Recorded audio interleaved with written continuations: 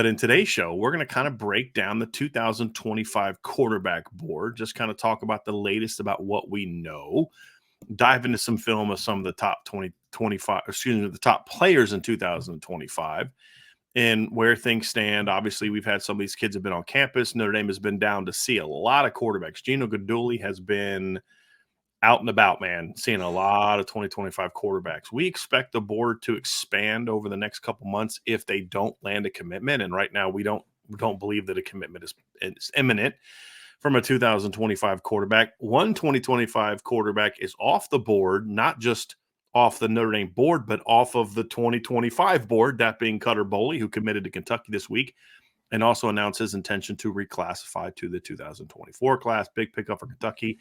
Guy that was very high on Notre Dame early. Notre Dame had other guys that were priorities, and so he has moved on, and he has chosen Kentucky, Ryan. But look, a couple things are really important here, Ryan. Number one is it's a very important year for Notre Dame when it comes to quarterback recruiting, and this is our first chance to kind of see what Gino Guidugli has to offer as a recruiter of quarterbacks. And number two, this is an absolutely loaded quarterback class already, and Notre Dame has certainly gotten in on some very important players. Yeah, I mean, and the due diligence, I think, is the biggest part that you start with, right? Is that you've seen it, and if you're on the message board at boards.irishbreakdown.com, you should go there because I know Brian has been consistently giving you guys a legitimate heads up as far as where Gino Guidugli has been traveling every day during this open period, obviously, of coaches being on the road, but also if you're just on the regular website at irishbreakdown.com, he's been pointing out every morning coaches on the road over the last couple weeks. So Gino Guidugli is one of those guys where he had a board to work with already when he was first brought on to Notre Dame, but he has been doing his due diligence, to say the least. I mean, he's been out in California, he's been in the South, he's been everywhere in between, obviously, at this point. So taking a look at some of the top 2025 quarterbacks that are not only on the board, but also guys that maybe could potentially be added to the board. I mean, we had a nice little note on a player that is from very familiar territory to Notre Dame in the 2023 class in Preston Zinter's high school, that they just went out to take a look at a quarterback, or went to the school of a quarterback, I should say, and to kind of see him work out a little bit. So Gino Guidugli is doing his due diligence on the trail. There's no question about it. He's been really kind of going back and forth and place to place and doing the travels, because I think the one part that we miss about the evaluation process sometimes is that, yes, we watch the film and we get excited, whether you're watching the huddle highlights or whether you're watching some legitimate game film or whether you're watching just some playbacks to games on YouTube. You can see a lot of the things that get you super excited about, the size, the arm strength, the athleticism, all those great components. But Gino has really taken it it's an emphasis on his recruiting process right now is I want to see these guys in person, right? I want to see them throw. I want to talk to their coaches. I want to see what makes them tick, because that really shows how much a development and how much upside a quarterback has, because it's much more than just a physical position. There's a lot of mental fortitude and things that need to go into the conversation there, football IQ conversation. So we have seen Gino. And character. Yes. Character too. I mean, that's another important part, is you need to make sure you're getting a guy that's going to represent your university well. And that's I would say is as important, if not more so, a quarterback than any other position in football, to be completely honest with you. Yeah, because I mean, the leadership intangibles are something that is the necessity for the quarterback position. So Gino's doing his due diligence. Coach Guidugli is doing his due diligence, seeing a lot of talented kids. And to your point, Brian, after getting Kenny Minchie and having CJ Carr already committed in the 2024 class, Notre Dame's quarterback room in general is trending upwards over the last couple cycles. Oh, yeah. You need to make sure that continues, and you find the right guy to fit into that group, because not every kid, even if they're the most supreme talent of all time, is going to be the right fit into a quarterback room. Yeah. And I think that's what Coach Guidugli, I should say, is trying to find in 2025. And that's the interesting thing too about it, Ryan, is he's still new to Notre Dame. So how quickly can he figure out, okay, what makes Notre Dame different, and how does it impact who I am or I'm not recruiting to Notre Dame? That's always an important piece of it too. I would say that his relationship with Marcus Freeman is going to help him expedite that process a little bit, but that's always something every coach who's never been at Notre Dame before has to understand, is you may have been able to recruit this type of guy at Cincinnati or Wisconsin, but you can't always recruit those same kind of guys at Notre Dame for a host of reasons. And so that part's going to always make for an interesting conversation. But man, he is not short on talented signal callers in this class, Ryan. I mean, it is wild. It's like every time we hear about a kid looking at Notre Dame, you're like, oh wow, another quarterback. Oh, this is going to be a backup option. You know, probably won't be as excited about this guy as I am other kids in the class. And then you pop in the film and you're like, well, I was wrong. This guy can play. And, you know, we've seen Notre Dame get on the road and see a lot of quarterbacks. As I said before, the board's likely going to expand, barring a commitment in the next month or so, which we don't anticipate. But it's coming because they went out and saw a lot of guys. I mean, there was like 2 days I think Coach Cadouli spent on the road looking at 24 and 25 quarterbacks. They've already offered some 26 quarterbacks. Julian Lewis is a kid that offered recently, who's a really talented kid in the 2025 class. There's a couple other new names on the board that you and I are going to talk about today. Guys that don't have offers, but guys that Notre Dame is in on, that Coach Cadouli has been out and seen, that are kids I'd honestly, to be completely straight honest with folks, and yes, that is an expression. Doesn't mean I'm lying to you other times. It just means in this instance, I'm trying to stress the importance of this comment. A couple kids I'd never heard of before. Yeah, I got word of today that, you know, guys that I should keep an eye on. And then I go out and watch them play and you're like, dang it, these kids can play too? Like, you got to be kidding me. This is a really loaded quarterback class, Ryan, and I am very excited to watch it develop. But the thing that's nice about it too is when it's a deep class, it's like last year with Kenny Minchie. Yeah. Kenny Minchie's maybe like the 8th to 10th best quarterback in last year's class. But to me, he's still a top 100 guy. And he was a top 200 guy by almost everybody. But to me, he had a top 100 caliber grade. And he's like the 8th to 10th best quarterback in the class. When you have a loaded class like that, it helps widen the margin for error. It's not a situation where if you miss out on guy A, you're in trouble. For example, if Notre Dame would have missed out on CJ Carr in the 2024 class, it's not as deep of a class. Now, it's a solid quarterback class. Don't get me wrong. There's some good players out there, but it's not nearly as high level or as deep as last year's class, in my opinion, at quarterback. 2025 will be, Ryan. It is an absolutely loaded quarterback class, and Notre Dame is doing their due diligence. And the thing I like about the strategy, even though they're in a good place with a couple really good quarterbacks, they're not taking it for granted, and they're still scouring the nation for other quarterbacks. I think that's a very smart strategy as well. And we're seeing that from this staff in a lot of positions where I actually like where Notre Dame is at, like with Kedron Young right now. But until he commits, they're out there offering new guys. They're going down and seeing Nathaniel Palmer. They're offering Xavier Robinson. They better not see him twice this spring. That's smart recruiting. I mean, that's what you want to see. Staff. Don't stop recruiting until you have the reason to do so. And they're certainly doing that in quarterbacks in 2025, Ryan. Well, I think that a big point too, Brian, is that we talked about, I remember when the whole Dante Moore situation happened in 2023. You remember the aftermath of that was that Notre Dame had to quickly expand the board. They had to figure out who their target list was. And Kenny Minchie was a very fortunate circumstance that happened to Notre Dame, obviously, to get him in the class. But that was one of the situations where you had kind of focused all your eyes on one guy. It was Dante Moore. It was Dante Moore. It was Dante Moore. You drop some guys, you stop recruiting others, and then you get into a little bit of a troubling situation at the end there. I think that you're seeing right now for quarterback recruiting in 2025, especially and across the class, I would agree with there, is that Notre Dame has several guys that they really like in 2025, excuse me. There's not just one guy. You know that there's obviously only going to be one quarterback in 2025, barring something crazy happening, but you are doing your due diligence and you are keeping the conversations open with a bunch of talented quarterbacks. I mean, I feel like every quarterback in this class outside of like KJ Lacey is 6'3 plus. Like they're all just massively talented kids. So yeah, I like the operation aspect of it for Notre Dame as far as how they are operating behind the scenes to recruit 2025 quarterbacks. And I also think that you're really pulling from a really talented group. So no complaints for me yet, man. I think Notre Dame's doing a tremendous job for recruiting in 2025. Last piece too, Ryan, is they're being very open about the style of play. It's very clear. Again, not a criticism, just an observation. Tommy Rees usually preferred a certain type of quarterback. Now, he didn't mind a guy that was mobile. CJ Carr's mobile, but CJ Carr is a pocket quarterback that also happens to be athletic. Whereas, Notre Dame assigned dual threat guys. You look at this board, and there are guys like CJ Carr that are mobile, athletic pocket passers. There are guys that are more pure pocket passers. The kid that they went out and saw from Massachusetts, we'll talk about, Blake Hebert, who I think that's how you pronounce the name. Could be Hebert. I'm not quite sure, but the only person I know whose name is that way is Hebert, so we're going to go there.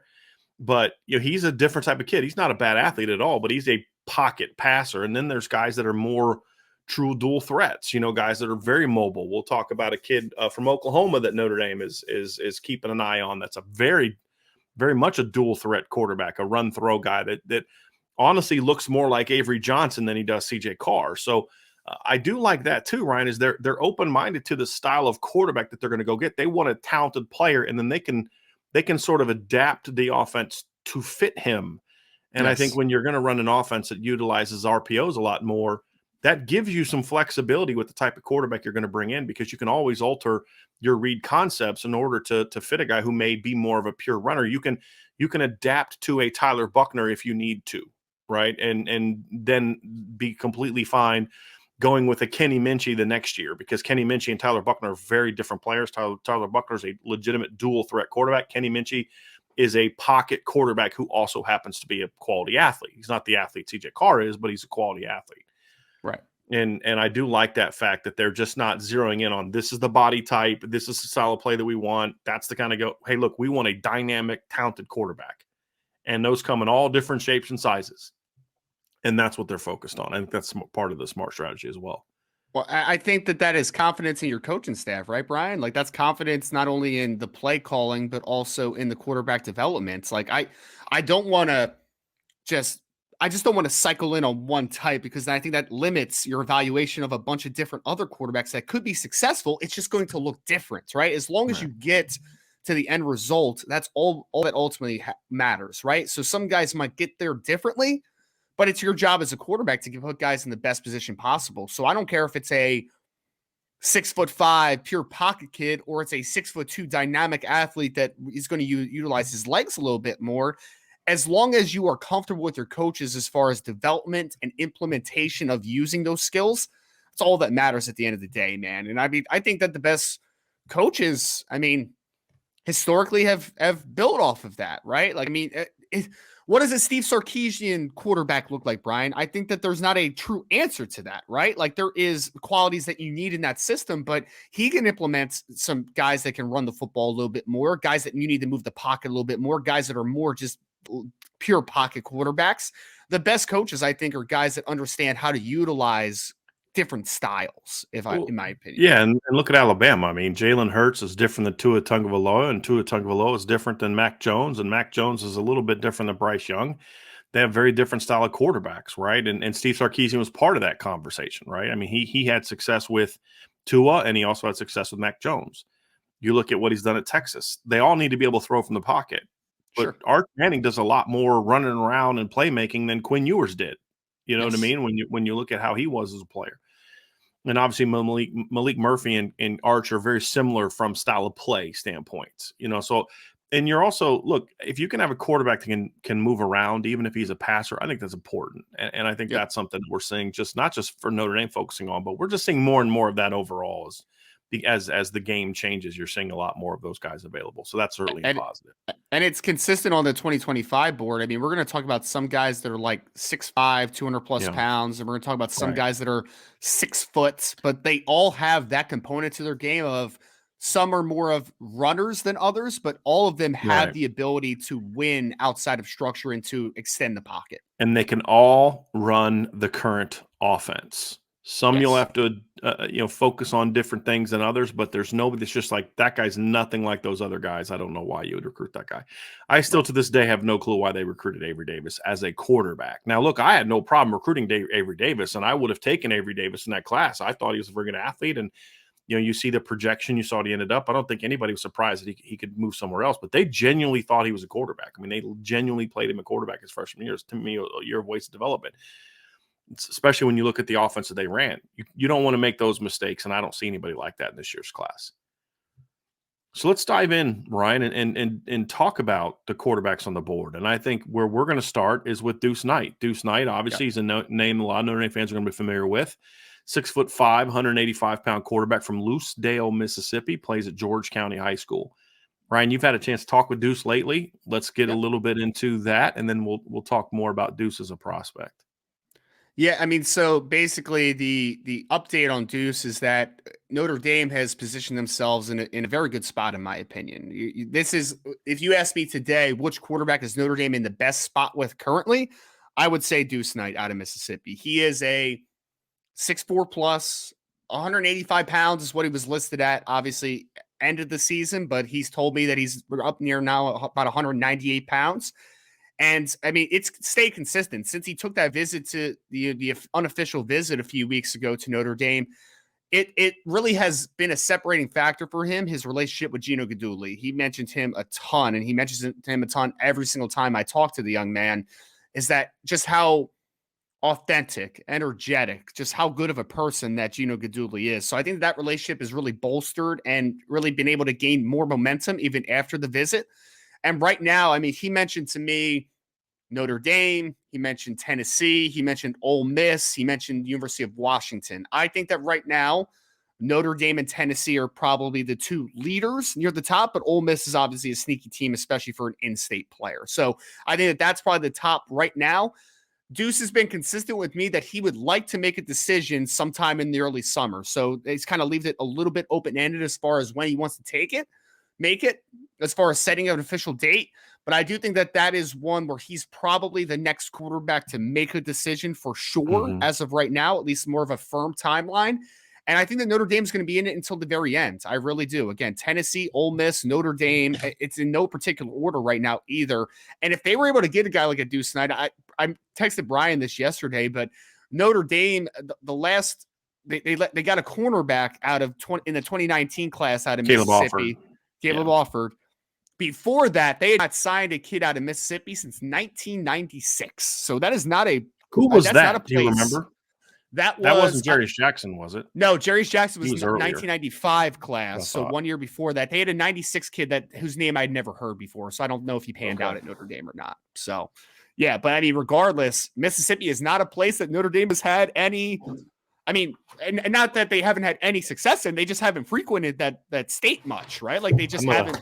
I'm going to find out that answer, Ryan. Yes, I mean, because now it's going to bother me. Yes. I will say this about Deuce.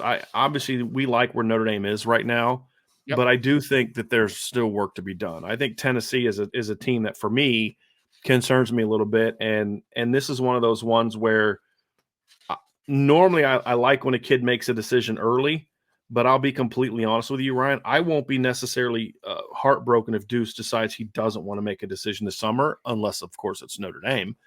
But I do worry about, because there's going to be a lot of pressure on the young man from, I mean, it's just the way that it is.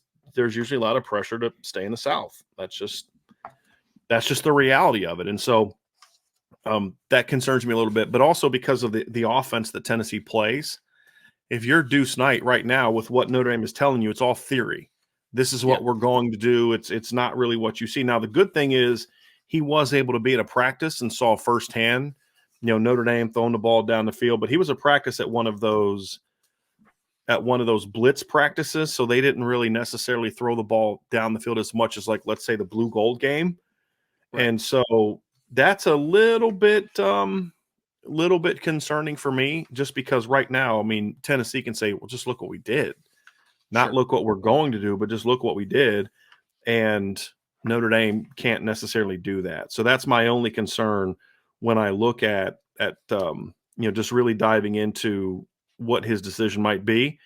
But I do think that Notre Dame has done a great job in this recruitment. I just get a little bit, I've done this for a long time, and I always get just a little hesitant when we talk about kids from states like that where they just haven't had a long history of success. Sure. But I hope that this staff is different. That's the thing. And this is what they're going to get an opportunity to do. Let's talk a little bit about Deuce as a player, Ryan. And I think that's something that obviously is important to this conversation is, we're talking about a young man. This is actually going to be a couple highlights from his spring game. But I'll tell you the first thing that I noticed, and this is an example right there. I'm still surprised at how, for such a skinny kid, how just strong his arm is. Still has a lot to work on, mechanically, but he's got a surprisingly really strong deep ball arm. Like he really does. Well, and this is a kid we have to remember again that just finished up his sophomore year of school, right? Like Mhm. this is a kid that is still developing physically, has put on a massive, not massive, but he's put on 13 to 15 pounds this offseason so far. So he's certainly filling out. Younger brother of Ty Freifogel that played at the University of Indiana, played wide receiver out there, obviously. So I really think for me, Brian, like that athleticism really pops on film, especially like you see him as a thrower. And the thing that the first thing I said about him on film, because I think it was his second throw from his sophomore tape, there's some easy velocity here, man. Like it does Mhm. not take much momentum for him to really create velocity in tight windows. So this is a thrower, guys. This is a thrower that is Yeah. also a dynamic athlete. Like he is that type of dude, in my opinion. The concern I have, why I think I'm nervous about his recruitment, Ryan, because the Yep. player that he most reminds me of is Deuce Knight, or I mean, excuse me, he's Deuce Knight, is Hendon Hooker. He's like a Yes. left-handed version of Hendon Hooker, Yes. because of his natural feel for the game, his ability to throw the ball downfield. Hendon had a really awkward, I won't say awkward throwing motion. I don't think Hendon Hooker had an awkward throwing motion. I think Hendon Hooker doesn't have a traditional throwing motion. It looks a little bit more, I don't know, mechanical than necessarily like a Bryce Young or a CJ Sure. Stroud. But man, he was able to put that sucker anywhere he wanted to put it. And he had very easy power as a Easy passer too. Like velocity. Yeah. you watch Hendon Hooker play and you're like, well, he doesn't really have a strong arm just because the way he throws, it doesn't look like, like it's coming out. Then you're like, dang, he threw that 25-yard in cut on a line. Yes. That ball he just threw to Jalen Hyatt went like 65 yards in the air. You're like, holy moly. And that's how I see Deuce Knight. So it's just kind of like, oh man, like the perfect compliment to this kid. The perfect comp for this kid is a kid that was at Tennessee, and Tennessee's is another one of his top schools. So I think that might be a little bit why I was nervous about it. Hey, right. By the way, I do know the guy the last guy from Mississippi. I didn't know this. It was Jay Johnson, a receiver from Mississippi. Jay Johnson actually still lives in this area. He was named head Oh, coach at Washington High School in South Bend recently. So he's been a high nice. school football coach in this area for a very long time. So yeah, he's decided to stay up in Indiana. Good for So him. yeah, I just looked at the roster from '96 and saw that it was Jay Johnson. They signed him and Jarius Jackson in back-to-back years.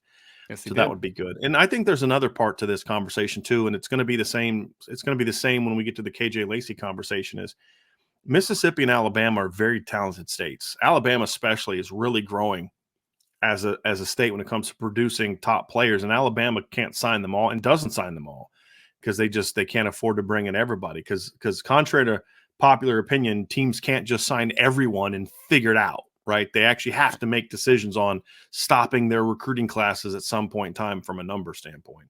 And so I would love to see them get more into those states. And there's no better way to do that than to sign a big time quarterback from those states. I Yes. mean, I'm Yes. serious. Like that is such a great opportunity to open up that, like you talk about building a bridge.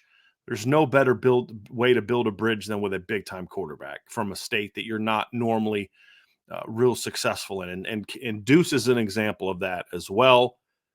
And the next guy we're going to discuss too is an example of that, Ryan, and that's KJ Lacey, who is from Saraland High School in Alabama.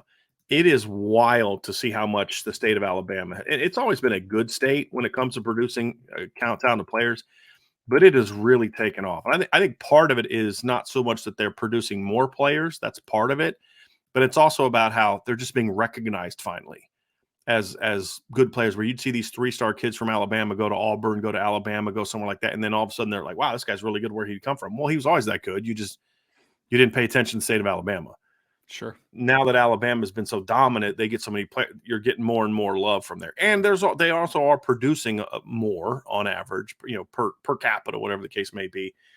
But KJ Lacey's a very intriguing player because he doesn't seem to be a top target for Alabama right now. Auburn obviously is a school you have to be concerned about with Hugh Freeze and the offense that he brings to the table.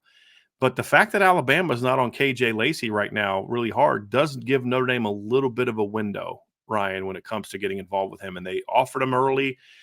He's had some great things to say about Notre Dame, and the staff is obviously, I think they were down to see him twice during the most Yeah, recent open period, Ryan. So they he's were. clearly a priority for the staff. And he should be. He really should be. Yeah. I mean, quite simply, this is a kid that some people are going to look at the heights, right? They're going to be like, Yep. "Oh, typical Notre Dame quarterback recruit or whatever," because that's just a tired old, just myth at this point. But people are going to stick to it, because the Ian Books of the world, right? They're going to say, "Oh, 5'11", 6-foot quarterback. Can't Notre Dame do better?" And I'm just, guys, I'm telling you right now, and I know we'll pop on some film here in a couple minutes, but this kid is one of the more advanced quarterbacks in the 2025 class. He understands where to go with the football. I think that for a comp that gets thrown out there way too much in Bryce Young, I think that this is the Bryce Young comp. I really do. I love KJ and his ability to just understand where things are happening in front of him on the field. He has kind of that innate sense to him. So Notre Dame, it's smart to be on him early because, to your point, Brian, there are still some SEC powers that are haven't quite thrown their hat into the ring. We'll see if they do. I mean, it's interesting, obviously, that Alabama isn't really pushing at this point, but we shall see what obviously happens of that. But I mean, at the end of the day, man, this kid can play the quarterback position as well as anybody in the 2025 class. Is his upside as much as maybe a Deuce Knight or an Antoine Hill or someone like that just has supreme physical gifts? Probably not.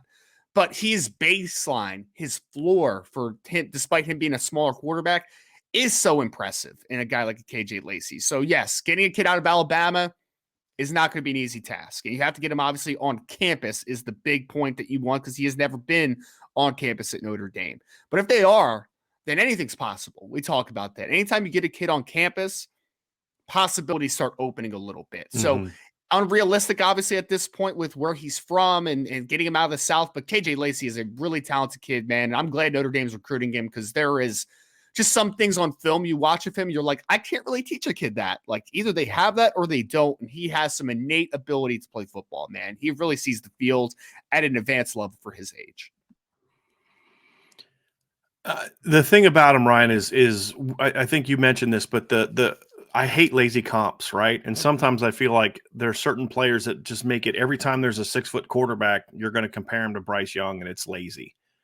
But you and I were talking about this last week, and it's like, but it's just so fits so well with KJ Lacey because the thing about him is he runs around and he'll scramble and make plays and all that stuff. But that he is one of the most natural pocket passers in this class, in my opinion. Yes.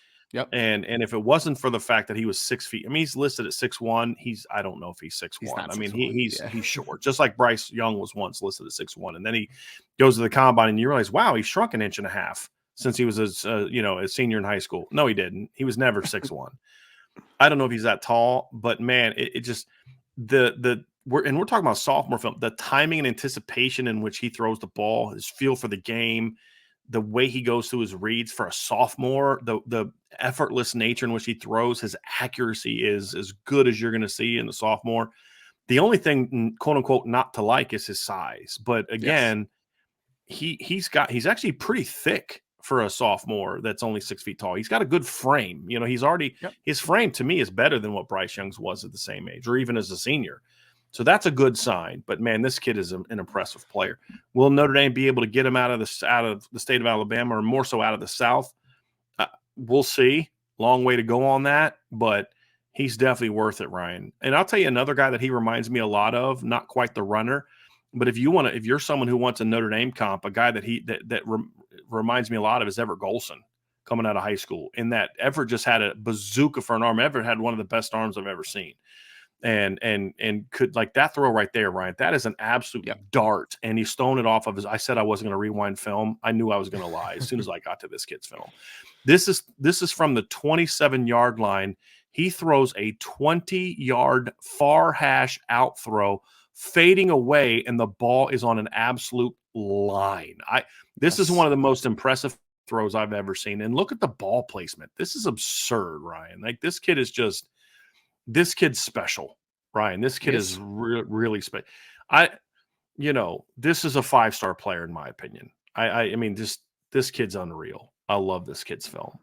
I remember we were watching film when the pot of gold stuff was about to drop, right, Brian? Like I think that we talked about this. I mean, I said at that point, I think this kid's the best quarterback in this crop right now. Again, there's upside and stuff that is going to be in this Right. conversation. But You were I saying really think best player right now, not necessarily yes. best prospect, but best player, right? Yes, I think he understands how to play the quarterback position as well as anybody on the board. He understands how to manipulate arm angles. He understands how to find open windows. He understands how to move in the pocket. He understands where everything is supposed to be on the field. I've never talked to him from a football perspective before, right? As far as like X's and O's, but I guarantee this kid's sharp on the board. Like I guarantee it, just because he understands where to go with the football at all times. Oh It yeah. seems.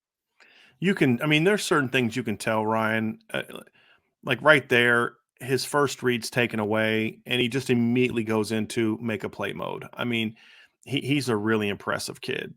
The only concern I have about him is he does have a little bit of a low delivery, especially being such a short kid, but it doesn't seem to affect him in high school. And again, throwing is about lanes and timing. I mean, when you Yep. look at that throw right there, there's no way you're getting your arm up. When he can get the ball out that quickly, there's no way a defensive lineman's going to be able to get his arm up and see that. I mean, it's like that kid right there. Even if he was taller, he just doesn't get his arm up in time to get to the ball. I mean, he throws with heat and he gets it out so quickly. He is a very that's tremendous, right? He just throws it out. Go make a play. I'm throwing it out to the open area. Go make a play. Watch when this ball comes out, folks. The receiver has his back completely turned to the quarterback. Yep. Receiver's still running vertically, and he just throws it out and the guy goes out. I mean, that's just Because he knows where he's going to be, man. He knows where he's going to be. I mean, that's an that's just unreal play. That is an yeah. absolutely unreal play. So this kid is an incredibly talented quarterback. Ryan, I don't know how much of a chance Notre Dame has. I don't feel great about Notre Dame's odds. We got to wait to see him get on campus before I feel too good about it. But I love the fact that Notre Dame is making a push on this kid and not just assuming they're not going to get him. Yeah, I agree completely. I mean, again, a kid from Alabama, the past, the data points would say that this is probably an unlikely grab for Notre Dame, but things change, man. And everyone talks about outliers and the data points, but every rule is meant to be broken, right? And Notre Dame, I think, is going to at least do their due diligence here and continue to recruit at a high level. And this staff, I've learned not to underestimate this staff, for some players. And it's early, and he doesn't seem to be in a hurry to make a decision from what we can tell. Right. I mean, he doesn't seem, I haven't read anything, seen anything that makes me think he's like, gosh, I got to get a decision before my junior year. And that's going to give Notre Dame a chance, especially if the offense is going to look like what it's going to look like. Because look, I'm going to say this, Ryan, when you watch this kid throw, this is the kind of kid that's going to watch Sam Hartman at Notre Dame. And if Sam has the kind of year I think we're going to have, is going to be like, yep, I can see myself doing that. Smaller quarterback, great decision maker, accurate timing. I think he's going to see himself really fitting into the offense. I would not, if I'm a KJ Lacey type of player, I'm not looking at what Notre Dame has done so far and being like, oh gosh, yeah, I'm going to go throw for 1,000,000 yards in that offense. It's just not. I mean, this is what we've said. I should say that the 2023 season is going to have a bigger impact on the 2025 class than the 2024 class. And in no position is that more true than quarterback. Right. And whether it's a Deuce Knight, KJ Lacey, George McIntyre, all these kids, the season is going to be important. And I think he's one of those kids that it is very important Brian, for them to see what they can do. And one last thing I would say about KJ is that it might sound silly to some because, again, I know there's some shade that gets thrown at the Notre Dame quarterback thing of like being a smaller quarterback, being a 6-foot guy, all that type of stuff. But I actually think that helps recruit this kid a little bit. You can look at him and say, you know who the all-time leading wins at Notre Dame is? It's a 6-foot quarterback that's in the NFL. I understand, Brian, but like that's data points that matter. It is. I mean, you could say when we went to a national championship game against Alabama, you know who our quarterback was? A 6-foot quarterback that was similar to you. That one I can dig. I'm digging you on that one. Yes, I'm digging you on that. Sam Hartman is only a 6'1" even guy. You could say that is another data point where you look at and say we've won with quarterbacks that are similar size to what you bring to the table. We have won 4 games with those. Exactly. And that's why I think the Sam Hartman piece is really important for a kid like this. Like KJ Lacey's a sophomore in high school. That means the last time Ian Book was playing at Notre Dame, he was in middle school. Sure. Which makes it's just so weird to say that, weird. But seriously, the last time Ian Book was playing quarterback at Notre Dame, this kid was in what, 7th, 8th grade? 8th grade, maybe? Yep. So it does say a lot when you think about how young these guys are, but they can throw the football. Let's move on to another quarterback, Ryan. That's George McIntyre from Brentwood Academy in Tennessee. Talk about tall and skinny. Nobody is more tall and skinny than George McIntyre. Notre Dame has obviously been out to see him a couple times. He was a kid that's been offered twice by Notre Dame, once by Tommy Rees, and then once again by the new staff. Very different player than some of the other guys on the list, Ryan, mainly because of his body type, but a talented player nonetheless that there's similarities with all these kids, but George McIntyre is an intriguing player. I would probably say right now, I would say that Deuce Knight and KJ Lacey probably are more likely options than George McIntyre at this point in time. Agree. But the staff is still pushing for him. There's no doubt about it. And he is a very tall, skinny, talented quarterback. Dad is Mike McIntyre, the former head coach at Colorado as well. So that adds into it also, Ryan. But I like the staff is not backing down from kids they're not in a great position with right now. I love that about this staff, especially a quarterback right now. But there's a lot of ground to make up when it comes to where they stand currently with George McIntyre. Yeah, I mean, I think that's the best way to phrase it is, I've had the ability to talk to George a couple times, and I think that there's a lot of intrigue in Notre Dame, Brian, right? And intrigue's a great thing, but I always talk about it when a guy gets to campus, intrigue usually turns into interest unless it's just not a fit for them. And I think that he's another kid like KJ Lacey.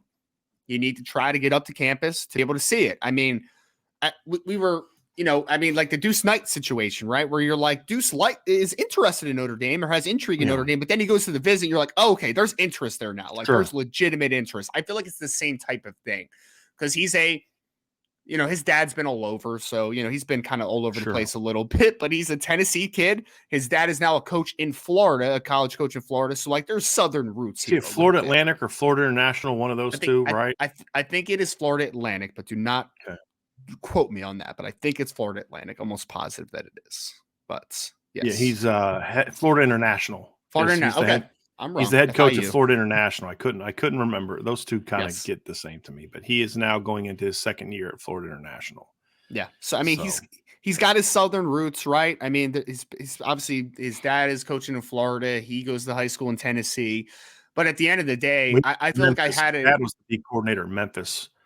Yes. Before he went, so that's would explain why it's like, okay, let's not uproot him, especially since, let's be real too, if Mike McIntyre has success at FAU,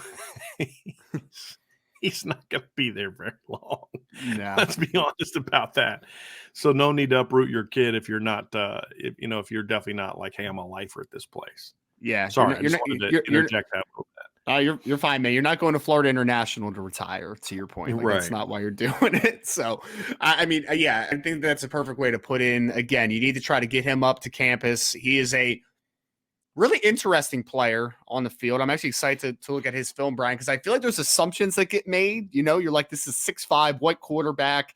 But then he does some stuff outside of structure, man. Where you're like, all right. It's got a little something. There's two things, I'll be honest with you. There's two things that surprised me about George McIntyre. Look, I saw a picture of him, and I saw this really tall, skinny kid. I heard his dad was a coach, and I said he's going to be really smart and be a great decision maker and be accurate. And he is all those things.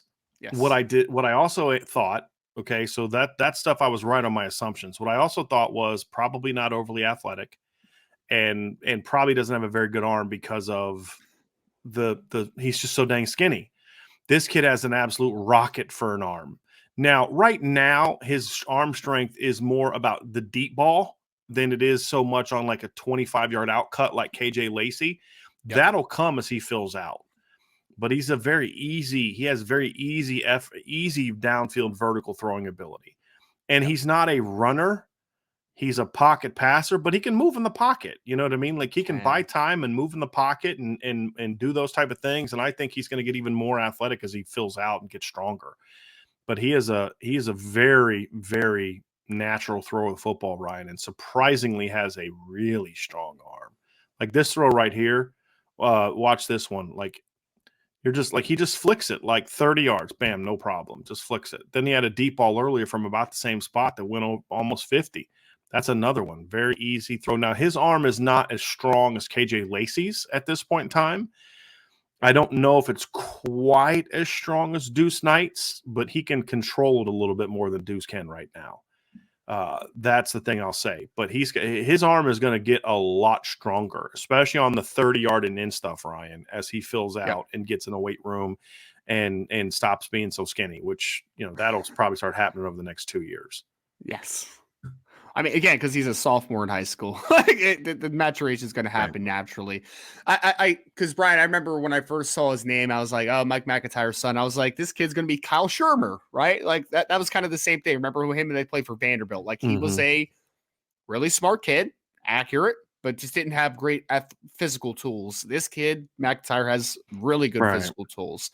He is a player that I think, as he fills out, he has about as high as upside as anybody in this class as just a pure thrower. I mean, he has that type of upside. I mean, you see him throw the ball 60 plus yards without much effort right now. I mean, he's like a javelin thrower as a quarterback right now.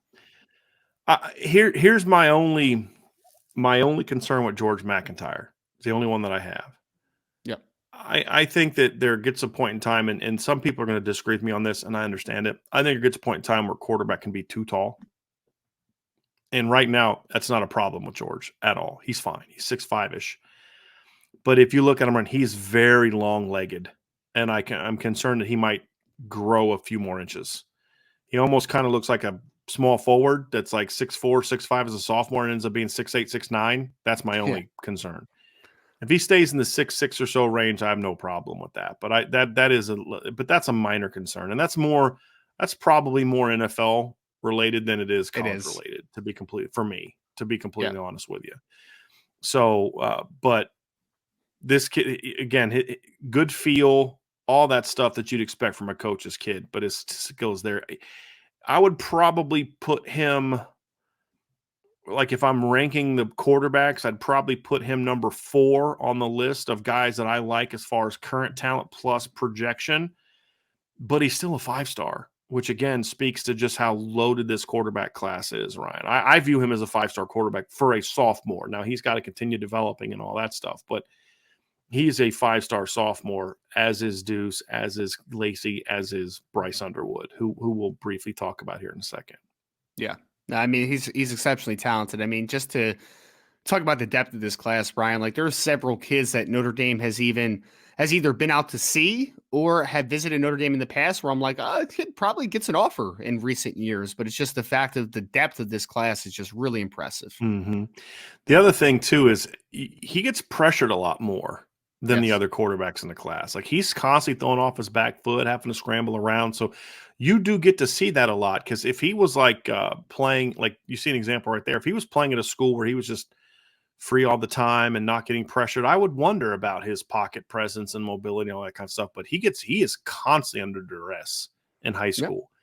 Yep. And you see a guy that does as good of a job as you're going to see from a sophomore of moving around and keeping his eyes downfield as he moves around. He does a really nice job with that. Like he sees this guy coming free early. And as soon as he clears the pocket, he throws the ball down the field. So throws really well in the run too. He does for a guy that's a pocket kid. Yep. He has to, man. So again, this is not something he's going to be making a living on, doing stuff like that in college, but he can do it if you need him to do it. He's more of a, to me, a true pocket passer, Ryan. Now, a true pocket passer is not, when I say that, it's not a stiff. A true pocket passer is not a guy that can't move. That's an immobile quarterback, not a pocket passer. I think sometimes we see a guy that can't move, and you're like, oh, he's a pocket passer. No, he's immobile. That's what he is. Do you remember young Ben Roethlisberger when he was on the Steelers before he got too heavy? Like that's what I kind of feel, man. Like Ben could move. It was just that it's not his game, like until it has to be his game, if that makes sense. Yeah. And Ben was very skinny very early in his career at Miami of Ohio as well. So, but yeah, I like George. He's a good player. Notre Dame has a lot of work they need to do if they're going to be real players for him, but they're on him. He talks to them. They've been down to see him. So they're in the conversation, in my opinion, with him. Yep. There's no doubt. Let's talk about a couple guys here really quick, Ryan, before we move on to a couple sort of newish names on the board. Bryce Underwood from Belleville High School, #1 quarterback in the country as of right now. Antoine Hill is another very talented top 100 caliber quarterback from Warner Robins, Georgia. Notre Dame is still recruiting both of them. They've been out to see both of them this open period, but right now we do not view them as targets right now that Notre Dame has a much of a shot at the current moment. Now that could change, and this staff is going to continue to keep recruiting those guys, which we love. But right now, Bryce Underwood is Notre Dame's not very high on his list. And I would say the same thing about Antoine Hill, although I'm less confident of that just because we don't know. But there doesn't seem to be a lot of movement there about him coming up anytime soon and those type of things. So Right. Those are guys on the list. Those are guys the staff is still recruiting, but not guys that we're going to spend a lot of time on because we just don't view them as realistic targets at the current time.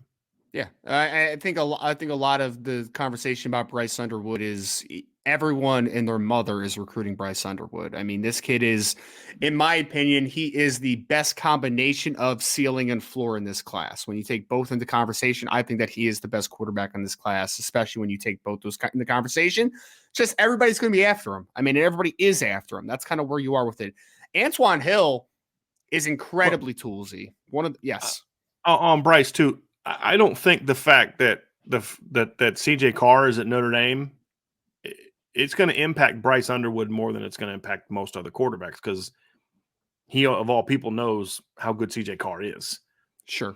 And not that he's afraid of competition. It has nothing to do with that. It's just about you also want to be realistic. Like, hey, I'm not afraid of competition, but I also know that this guy's really good and he's going to have a year head start on me. So why would I go there and compete with him when I can go to Ohio State and compete with Aaron Noland, with all due respect, you know what I mean? Or go to Penn State and compete with whoever, the kid that they just got in the 24 class, who's not in the same league as like a CJ Carr.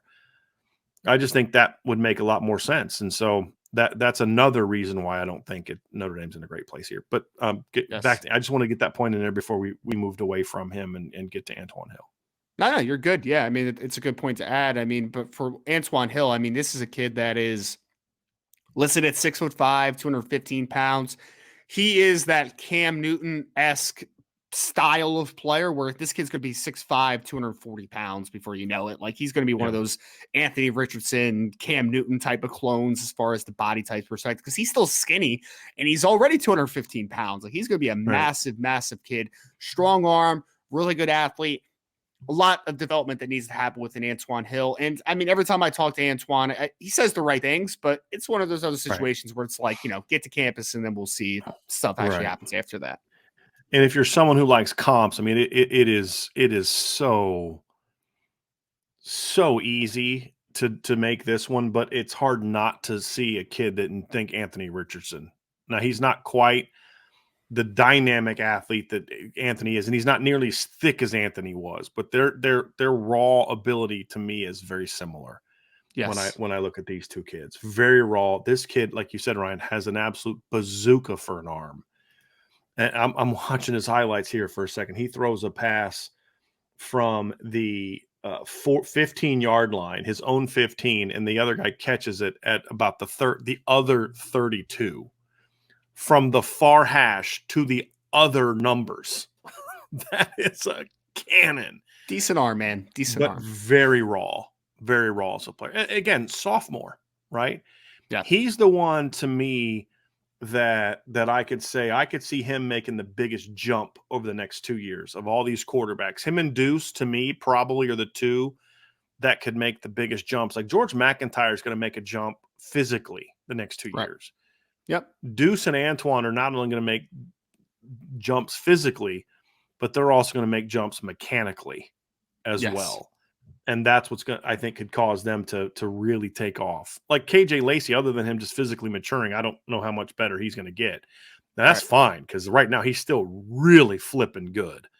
He's one of those guys, Ryan, that is if KJ Lacey does nothing but normal physical maturity the next 2 years, and that's the only improvement he makes, he's still a top 50 quarterback to me. He's that good. Agree. Yeah. Because and that's not a saying what he doesn't. there's just not a lot of room for him to improve other than just normal physical and experience and things like growing that. 2 inches and getting some weight Yeah, on like him. he's already yeah, really exactly. a fundamentally sound quarterback, which is weird to say for a guy that plays off structure as much. But when you watch him in the pocket, his footwork is really good. His throwing motion is impeccable. His timing is great. There's just not a lot of now. Some quarterbacks coach is going to probably convince him that he needs to do this, or this, and we see it all the time. Yep. I'm trying to think of the most recent guy. A buddy of mine sent me film of a quarterback, and I can't remember who it was. It wasn't a Notre Dame guy, but how he's working with some quarterback, and this quarterback is working with his throwing motion. And I'm thinking, this is what's wrong with the quarterback coaching industry, and it's turned into an industry. Is in order for me to convince you to spend money to come play for me, I've got to convince you that your son has some flaw that I need to fix. Right. Exactly. And that's how we see guys like Tyler Buckner change their throwing motion in a way that he should have never changed his throwing motion, because somebody had to convince him, well, this is why you need to pay me a crap load of money, because I got to fix some perceived problem that doesn't really need to be fixed. Yes. And so unless that happens to KJ Lacey, I don't see, he doesn't really need a lot of that kind of refinement, just the normal natural maturity that you're going to see from a kid going from sophomore to junior. That's really where it's at. I agree. I mean, I think that we are in an era where everyone is a specialist, and sometimes those specialists mess a lot of people up. I agree. We've literally seen it at Notre Dame, a couple situations. Yes. So, yes. Yeah. Because it's just like, no, you shouldn't be doing that. You should be shutting your pie hole and not working with it. Like, I think that I'm all for there being a lot of good quarterback coaches, but it's kind of like teach the basics, right? Footwork, release, aiming point, working with certain things, have people there to drill these kids, not necessarily convince them, well, I need to change something about you. No. Right. If someone's trying to get look, little message to quarterback coaches, to parents of quarterbacks out there and quarterbacks out there. If somebody's trying to convince you to come spend money to come work with them, and they are talking to you a lot about changing your throwing motion, I have 3 words for you. I'm going to go back to my time as a child of the 80s. Just say no. If they're talking to you about footwork and the mental part of the game, and maybe working on, changing your grip of the football a little bit, that's all A-okay. That's someone that knows what they're doing, because everybody needs footwork help as a quarterback. Everybody needs to be, hey, let's make sure you've got the proper grip on the ball, because I'm seeing the ball come out and do some of these funky things. Working on that, totally fine. But if somebody's talking about we're going to change your throwing motion, just say no. Okay. It was last year in the draft, Brian. There was a renowned quarterback coach that was working with Malik Willis, right? Yeah. And the only videos I saw of him was doing out of structure throws. And I'm like, that's not what Malik Willis needs. He needs help in structure, sir. Well, it's like I'm watching I'm watching the stuff that the Simses were doing with Jack Cohn. And they're trying to get him to work on throwing off platform and changing arm angles. I'm like, that's not Jack Cohn's game. That's a waste of time for me, because that's, especially at his age, that's something you work on at a very young age. You get your 6th grader to be working on that. You know what I mean? Because then it becomes the reason Dante Moore can throw like that, the reason KJ Lacey can throw like that, is because they've probably been doing this since they were little kids. Yeah. And they're just used to it. And so that's kind of my little hint. But as long as somebody doesn't screw him up like that, he should be good. KJ will be good. Notre Dame, Ryan, recently went out to Massachusetts and visited Lawrence Central Catholic, which is the home of Preston Zinter, 2023 linebacker signee Preston Zinter.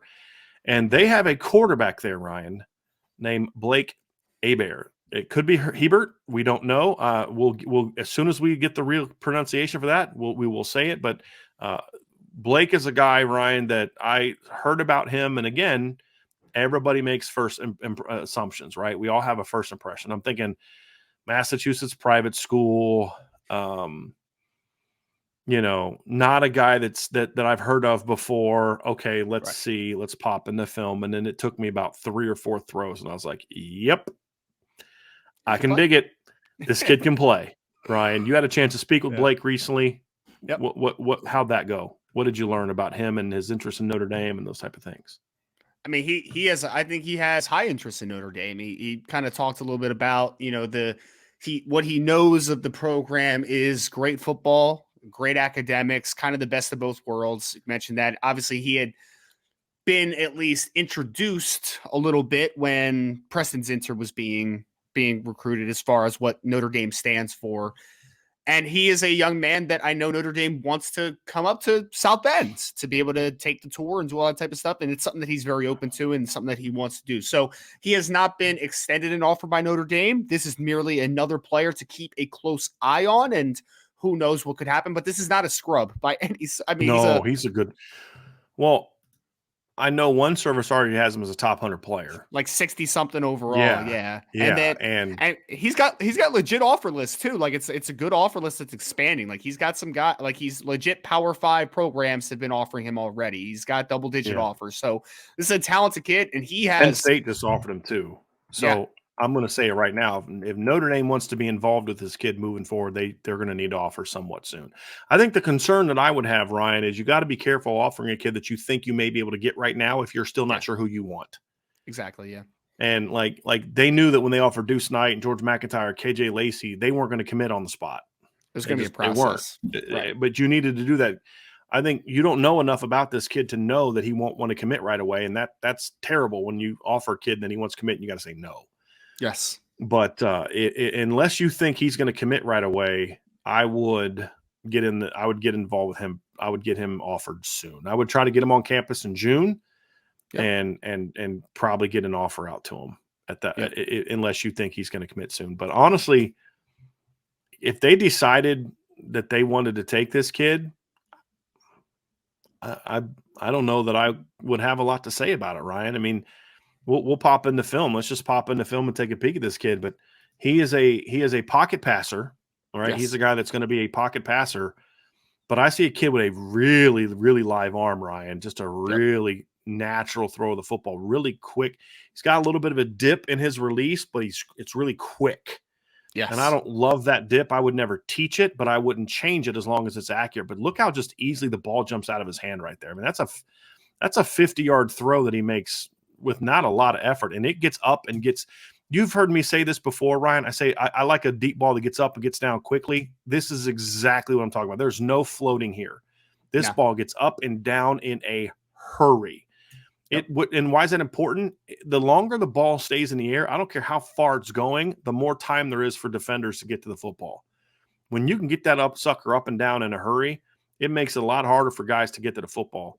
This is a throw he makes to Preston Zinter, showing off Preston's athleticism. Heck yeah, it is, man. This is Notre Dame signee Preston Zinter, but that is an easy throw, Ryan. He's thrown that from the 13-yard line, and it is a far hash throw, and he flicks it like it's nothing, and the guy catches it near midfield on the opposite numbers. That is a very long throw. High school hashes we're talking about here too, folks, which are wider than college hashes. Well, I'm kind of upset about Preston because Preston never told me about this kid, so I just had to kind of find out about him recently, right? But I mean, I mean, easy velocity. Like this is another kid where the ball just jumps out of his hand. His arm is live. There's a foundation that's been built as far as his ability to generate velocity, and it should be no surprise that he's also a baseball player. So I think he's just got kind of that torque in his lower half, but he is a very talented kid. Again, Gino Guidugli has had conversations with him, obviously not on the visit because they're not allowed to talk to them directly there, but has talked to him already in the past. He was out to see him, and Blake told me that he was slinging the thing around a little bit with some of his teammates. This is almost a 40-yard throw, Ryan, and he does it like it's nothing. I mean, he throws this like it's a fade from the 10. You know what I mean? Just that's the thing I love about this class, Ryan. There are absolute rocket-armed kids in this 25 class. Easy throwers, man. Really easy like throwers. Just rock. I mean, and here's the thing, like they are a lot like Dante. There's a lot more like guys that are like Dante in this class than there are the Nikos. You know what I mean? Like Nico's a kid and Jaden Rashad are two kids with absolute bazookas for arms, but they're just not harnessed at all. Right. And Nico's a lot further along than the other kid is, but than Jaden Rashad is. But there's a lot of kids that are big arm that were kind of raw. You know, there was some undersized, Chris Vizina's like that, a little raw, big arm, but raw. These are kids with big arms, but they're not the raw, I'm not sure if this kid's ever going to figure it out thing. These kids are much more advanced mechanically and mentally, than what we saw from the kids, even in the 23 class, which was just a tremendous tremendous recruiting class. And you see it here. This is fine for high school, and he'll be able to kind of be like a Brady Quinn type of runner. I can convert a 3rd and 5. If you give me a crease, I mean, look, Jack Cohn ran for 20-something yard touchdown at Notre Dame. You know what I mean? Like, if there's nobody there, but he's not a guy that's going to go out there and you're running a bunch of read zone with. And, he is a kid that's a quality athlete, but he is a pocket quarterback, and he shows really nice deep ball touch. Really nice deep ball touch. And he's very consistent with the football as well too, Brian, because he threw 1 interception this year, so he's a kid that hasn't turned the ball over. He was 20. I mean, he didn't throw a ton of passes, but he threw like 20 some touchdowns, if I believe. Yes, 24 touchdowns and only 1 interception. So yeah, and threw almost 1,000 yards. So yeah, I mean, only 1 interception is pretty good. You see here, like, again, he's a quality athlete. That stuff doesn't project as well, right, as far as being able to do that kind of thing at the next level. But he can move around. I'll say this, one thing that I want to see him do if I was his quarterback's coach, one thing that I would want to see him do is I'd like to see him be a little bit more he gets a little heavy with his feet in the pocket. Yeah. And I would want to see him just be a little bit more balanced, a little bit more active, a little bit with his feet when he's sitting there going through progressions. Because when he has to then move, there's a clear resetting of his weight that has to happen that allows him to avoid high school players, but would make him a little bit more sack prone against better players. That's something that I would want to work with him on. It's just, being a little bit quicker with your feet. He's got the quickness of his feet. It's more of a technical thing. Don't be so set in your feet when you're on the ground. Like that right there was good. I liked that right there. That was a good example of what I'm talking about, Ryan. You see how he doesn't really set his feet. He goes through his progressions. He's not like really buried in that back foot. He's moving, he's active, and then he sees he's got to step out, and he's good. Like that right there. So he can do it. There's just a lot of throws too where I just feel like he gets really heavy footed in the pocket and when he's sitting at the top. But it's a nice little play there by old Preston Zinner. Notre Dame player right? Every time I see Preston Zinter on offense, Brian, I'm quickly reminded that this kid could have played Power 5 tight end for a team if he wanted to as well. Yes, he absolutely could. He absolutely could. No, it's like an H-back type of guy, like a Jack Larson type. Yeah, absolutely could. Absolutely could. Yeah, he's a good football player.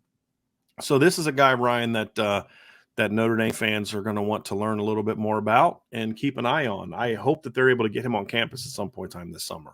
Yep, I am, and just continue to get that process rolling with him. Well, boards at irishbreakdown.com, and you'll know before anybody. So that's right.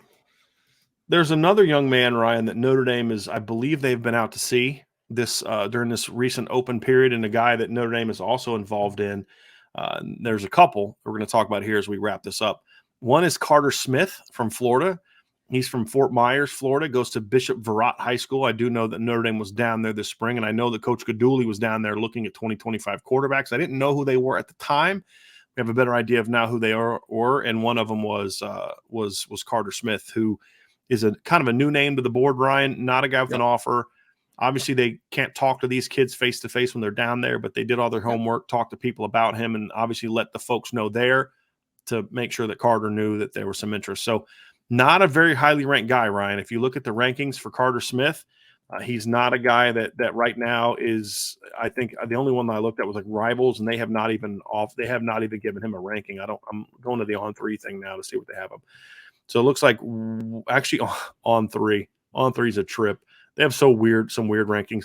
They have him as the number 19 player in the country. 247 and Rivals has him as like an unranked 3-star, which is kind of interesting. So we'll see. They have such weird freaking rankings, dude. But let's pull up some Carter Smith film and take a peek at him, Ryan, as we talk about this. But again, just a new name on the board, a guy that Notre Dame is talking to. I don't know. I'm not going to say anything because then it's going to seem like I'm ripping the kid when I'm not. I just think On3 has really terrible rankings, but nice arm, Ryan, decent athlete, nice frame. Watched some of his highlights earlier. He's got some skills. He doesn't quite have the arm talent that some of the other quarterbacks that we've looked at have, but he's got some skill. There's no doubt. And I think it's very important. Again, this is someone that Gino Guidugli has seen in person now at this point. Yeah. So that natural maturation from sophomore to junior, Sure, he's gotten a little bigger. Maybe his arm has improved a little bit as far as the pure arm strength is concerned. So another kid to keep an eye on in Florida, right, Brian? So that's Mhm. it's a spot that Notre Dame's had very mixed results in, to say the least. So Yeah, that's being kind. yeah, Yeah. I mean, he's got a nice arm, Ryan. I mean, I like this kid's arm. He's going to keep filling out. yep, Uh, it's not the hose. He's a pocket guy that can move around. It's not yep, quite the hose that other kids in the class are, but it says a lot about this class where you're going to have such a big variance of opinion on quarterbacks. Like this right here. This is an example. This is a nice toss, but there's a lot of effort that's going on in this throw, and it's about a 40 to 45-yard throw. So yep, but it'll again, sophomore, Ryan, yes, sophomore. exactly. Like that right there, that's about a 45-yard throw, and this guy puts everything he has into it. I mean, look at him falling down. So the arm isn't quite as powerful, but you know what? It got there, and it got there with some zip, and it got there You where it ever needed to seen be. you ever seen the javelin throwers that they're the Yeah. type that would all their momentum would take them off their feet and they would land on their Mhm. chest? That's what this kid is Mhm. to me. It puts all the momentum into his ball. Yeah. It's not a bad thing. It's just is He what it throws is. he throws very well on the run, Ryan, too. He's another one that has Yes, really nice throw on the run skills, and he throws a really nice touch it's a on nice like move there corners and too. outs and things like that. So, Oh, he's gonna and score on that. yeah, Wow, quality wow. athlete, but more of a pocket guy that can scramble a little bit than he is necessarily a runner. But Yep. this is a guy to keep an eye on for Notre Dame Quick in release the though. I like yeah, the quick very release. quick and compact. Yep. Yep. Now that's the kind of throwing motion I would teach more if I was starting from scratch. That Yep. quick, right here. I would never teach this that you Yeah. see a lot of kids do. Some kids though they have no like Trevor Lawrence could not throw the way that Steve Spurrier teaches quarterbacks to throw. Because he's got such long levers. Too Yeah. long limbed, Yeah. exactly. Yeah. Too long Yeah. limbed. But Danny Warfel can do that like a champ because he's a shorter guy, shorter arm guy. Nico is never going to throw that way. Right. Dante could because Nico's like a small, Division I small forward, basically, lengthwise, Yeah. right? Some guys they just got to throw like this. Kid's not like that. So I like the fact he's got a really quick upper, Yes. upper pull throwing motion. It's upper pull, lower pull. It's just kind of how I said it. I don't know if that's just kind of my thing. I don't know if anybody else actually uses those words, but you'll see what I'm talking about. So yeah, he's got some skills, Ryan. There's another young man. Go ahead. Did you want to say anything else, Ryan, about No, this one? I was just agreeing with you is all. Okay. Yep. There's another quarterback that we're going to talk about here to wrap things up. That is completely different type of player than what the other guys we've seen. This is a true dual threat quarterback, and this is a young man by the name of David McComb from Oklahoma. Notre Dame's offered obviously some kids from Oklahoma recently. They have a running back that they've offered in the 2024 class, Xavier Robinson.